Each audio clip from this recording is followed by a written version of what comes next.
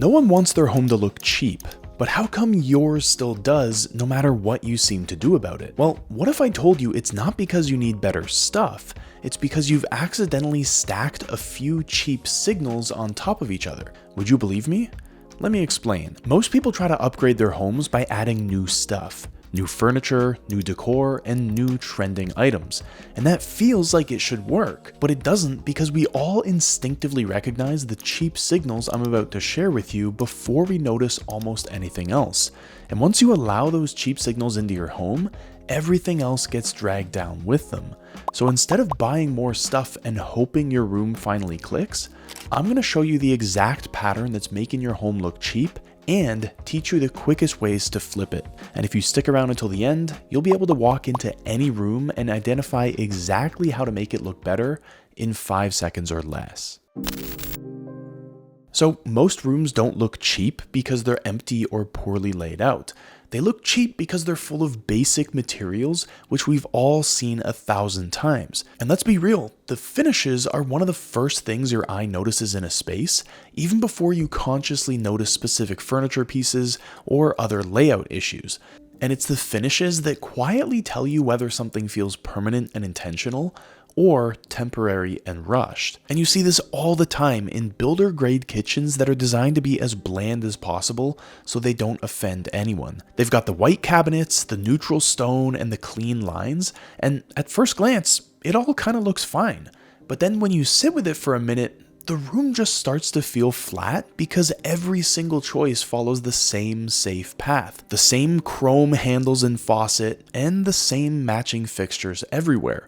But to be clear, chrome itself isn't the problem, because chrome can look great on other pieces of furniture. The problem is that chrome is usually the lowest risk option for your kitchen, and so when it's used for everything, your kitchen just starts to look like a fast food joint. And at that point, the kitchen stops feeling like someone thoughtfully made decisions and starts feeling like it was assembled to be as efficient as possible. And don't get me wrong, I'm all for efficiency. Efficiency is great when you're talking about layouts, storage, and kitchens that don't fight you every time you cook. But if you have efficiency as your only guiding principle, that's how you end up with a space that feels disposable. Like it was designed to be replaced in 10 years, not lived in for 20. But the fix here is usually much simpler than people expect. You don't need new cabinets or a full renovation. Changing the details is often enough. So start by swapping out your cabinet handles for something with a bit more presence. Something that's heavier, darker, or more deliberate than the default option. The goal isn't to be flashy or trendy, it's just to introduce a clear sense of priority where one detail quietly takes the lead instead of everything blending together. And this exact same pattern shows up again in bathrooms, especially around the mirror and lighting. What you'll often see is a large, frameless mirror paired with a strip of bright bulbs mounted directly above it. And again, on paper, this seems practical, but in reality, it just feels so impersonal. The mirror has no visual weight, and the lighting is really harsh and unforgiving, which is the last thing you want in your bathroom.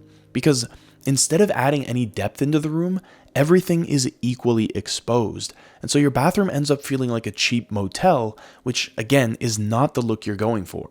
But the fix is just as easy here. Swapping your frameless mirror for one with a heavier or darker frame instantly gives your vanity some structure, and introducing some warmer, more thoughtful lighting, whether that's softer bulbs or an additional light source placed closer to face level, that'll change how your bathroom feels immediately. You don't need to replace the vanity or retile the entire room. Once the mirror and lighting stop feeling so blah, your bathroom no longer feels cheap and temporary. And if you haven't noticed yet, this is the commonality with cheap looking finishes. They're not just low quality, they're trying too hard. Because when the materials in your room are overly shiny or overly matchy, the space starts to feel insecure.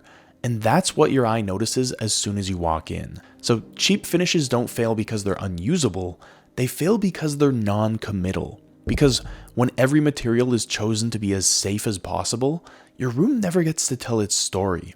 But as soon as you introduce a few elements with real authority, your space stops feeling temporary.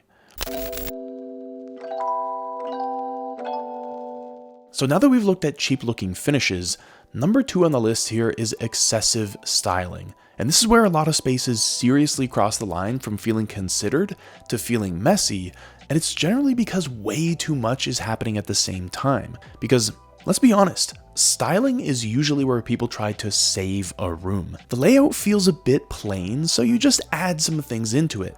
And if the space feels empty, you just fill up the surfaces. But slowly, without really noticing, every shelf, table, and wall is doing way too much. And so the issue isn't a lack of personality, it's actually too much personality. For example, think about an overpacked bookshelf. Individually, most of the objects are probably fine, but when everything is displayed at the same size, with the same visual weight, and packed in at the same density, the shelf just feels frantic. It doesn't feel like something that evolved over time. It feels like everything was dropped in there at once. But more importantly, the shelf turns into storage instead of an aesthetically pleasing element of the room. And when every inch is filled to the brim, it just looks like a mess. Your eyes keep bouncing around the room trying to land on something, but they never do. And it's all that visual noise that we interpret as cheap. Again, not because the individual objects are bad, but because there's no clear sense that choices were made about what should stand out and what should fall back. Now, what works better here isn't stripping your shelves bare or turning them into museum displays. It's just a bit of balance. Let some books live like books, group together and part of real life, and then allow other areas to breathe as well. Because when your shelves alternate between busy and quiet, your entire room immediately feels better. And adding in some smaller, uneven groupings helps as well, because it creates rhythm instead of a monotonous repetition. Because remember, it's the empty space that makes your shelves feel good, not all the stuff sitting on them.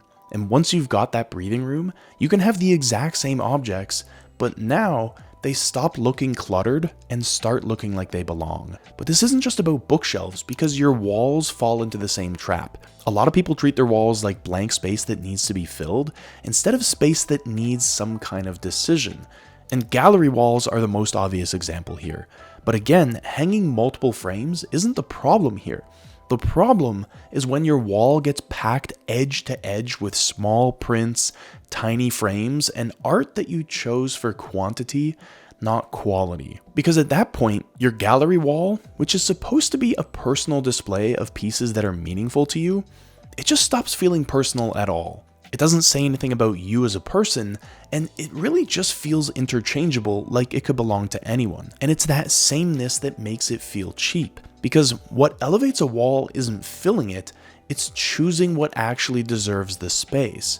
Because fewer pieces, surrounded by a bit of breathing room, immediately feels way more confident and high-end. And so if you're gonna go with a gallery wall, just be a bit more thoughtful about what you include there. Family photos, travel shots, and even the simplest black and white photography all work because they're specific to you. Or you can add in a few pieces of art, just make sure you're deliberate in your choices. 2 or 3 strong pieces with some negative space around them will always feel better than a wall full of disconnected prints that are all fighting for your attention. So make sure you recognize the pattern behind excessive styling. It's not that the room has too much personality, it's that everything's speaking at the same volume and nothing is allowed to lead. Because rooms don't feel high-end when you add more into them, they start to feel high-end when you remove everything that isn't playing a role. Now, the next thing that's making your home look cheap are matching furniture sets. I mean, look, if all your furniture looks like it showed up on the same delivery truck, you're not doing yourself any favors. And I get it, matching furniture sets are appealing because they promise certainty. Everything goes together, nothing clashes, and the room looks finished the second it's assembled. But it's precisely that convenience that gives it away. Because when every major piece of furniture in your room shares the same finish, the same detailing, and the same visual language, it looks like you bought the entire room in a bankruptcy sale at Sears. And the reason this is bad is because your eye registers that sameness immediately, and it sends a very specific message. It tells you that the pieces weren't chosen in response to the room, they were chosen because they came as a bundle. And even when the furniture itself is decent quality, all that repetition just flattens your space. But the best rooms don't look like they were furnished in a single transaction. they feel layered. A bed chosen for comfort, nightstands chosen for scale, and a chair added later on because one side of the room needed some weight. And that staggered decision making is what creates depth, and depth is what people interpret as quality. But when everything matches too perfectly, that depth disappears. All the furniture speaks at the same volume, and nothing leads, nothing supports, and nothing feels anchored. And so, instead of calm, the room starts to feel thin, like a showroom version of a home, rather than a place someone actually lives. So, what works better isn't contrast for the sake of contrast, but distinction. Pieces that relate to each other without repeating each other. A shared tone instead of a shared finish. Similar proportions, but different silhouettes. Because when furniture is allowed to differ slightly, each piece becomes easier to read, and the room gains some well-needed structure without needing more stuff. And this is also why matching sets tend to age so poorly, because when trends shift, one dated piece pulls the rest of the room down with it. But when furniture is mixed more thoughtfully, the space stays flexible, and you can swap out pieces at will without the whole room collapsing. And this doesn't mean the room needs to be eclectic or dramatic. Some of the most refined spaces you'll ever see are very restrained, but they also avoid duplication. But it's the way the different pieces in those rooms play off each other that makes them feel so well put together. Now, another thing that's quietly making your home feel cheap is following trends too closely. And this one matters more than people think because it's usually the reason that the earlier problems I already talked about show up in the first place. Because trend-driven choices are how you end up with overly coordinated furniture, flashy finishes, and excessive styling. Because they all kind of look done at a glance, but they start to fall apart the longer you sit with them. Because the reality is, trends move fast, and when a space is built mostly upon whatever's popular right now, your room gets pushed back on its heels. Pieces get chosen because they're familiar, because they've shown up 100 times online, and because they feel safe, not because they actually benefit the room. But when you stack enough of those choices together, your space starts to feel disposable, like it was designed for the moment instead of for living. And you see this a lot in modern boho dining setups where several popular pieces get layered on all at once. The acrylic Eames style chairs, a round white pedestal table, or the light wood legs with black cross bracing, and often there's a jute rug underneath. None of these choices are bad on their own. They're popular because they're accessible and easy to recognize. But together, especially if you've already seen this look 100 times online, it starts to feel thin. The chairs are plastic and reflective, the table is shiny, and nothing is carrying any real weight. Instead, every piece is trying to signal style, but because they're all doing it at the same volume, the room ends up feeling like a half-finished mood board instead of a place you actually want to sit and eat. But the fix here isn't abandoning the look entirely, it's committing to it more clearly. So if you like the Eames style chair, skip the ultra-thin acrylic style in favor of rattan, and then ground the room with heavier, warmer materials, like a solid wood table, maybe a thicker rug, and finishes that absorb light instead of bouncing it around the room. And if you're drawn to boho, lean into depth instead of decoration. So that means natural wood, softer shapes, and fewer statement pieces competing all at once. Because when lighter materials are balanced with more grounded ones, that's when your space finally starts feeling settled. And by the way, the same thing happens with trend-based plants. Plants are supposed to bring a sense of softness and life into your room, but when your spaces rely on glossy fake plants and copy-paste arrangements, the effect is gone and the plants start feeling like props. Instead of the warmth you're looking for, you just get stiffness, and fake greenery is almost always worse than no greenery at all. So what works better isn't adding more plants, it's choosing one plant with enough size to anchor a corner or ground the entire room. Because a single larger plant brings a sense of presence into your space instead of scattering attention across several smaller ones. And if real plants feel intimidating to you, it's usually better to choose something low maintenance that can survive a little bit of neglect rather than defaulting to fake plants. There are plenty of plants out there that don't require constant care, and you'd be surprised at how easy some of them are to take care of. And if you need some help choosing which plants would look best in your space, I actually built a tool specifically for this. You just upload a photo of your room and it'll give you back images that show you which plants to add into specific parts of your room. So for example, I uploaded this living room photo which I found online, which already has a couple of plants in it, but the tool gave me back this updated photo which does such a better job of integrating plants for a handful of different reasons. So I won't go into all the details here, but if you want to see how much plants can change the look and feel of your home, the link is in the description.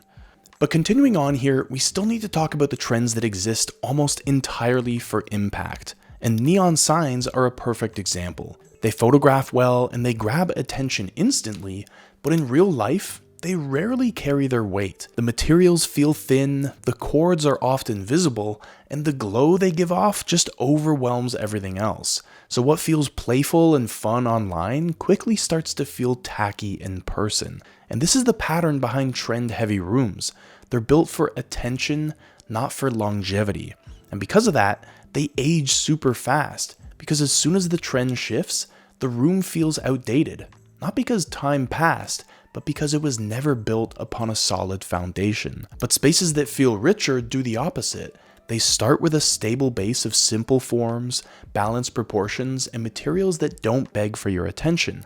And any trends they allow in come in quietly as accents. One playful chair, one unexpected light, one moment of contrast. That way, when your tastes change, your room doesn't need to be replaced. It just needs a small adjustment. And this is why timeless rooms don't feel boring. They feel calm.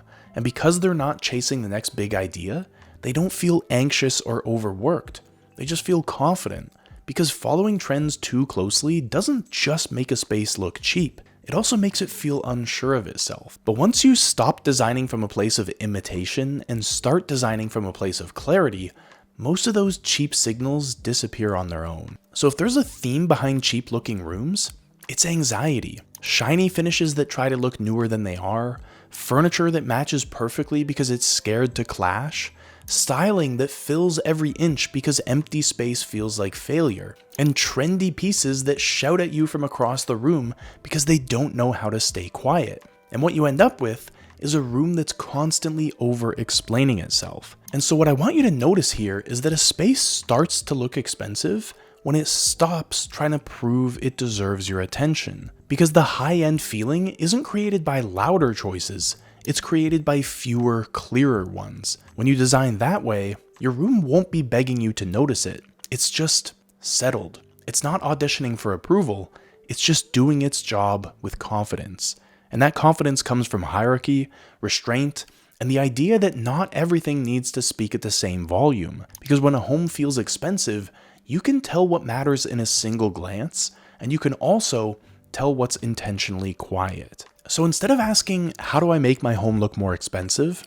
I want you to start asking, where is my home trying too hard? Because that is usually the fastest path to the solution. Not by adding better things, but by removing the desperation from the choices you've already made. And once you do that, your home stops looking cheap and starts feeling exactly the way you want it to. So if you're ready to go one level deeper, watch this video next where I'll share a handful of quick, easy ways to elevate your space and create a home you never want to leave.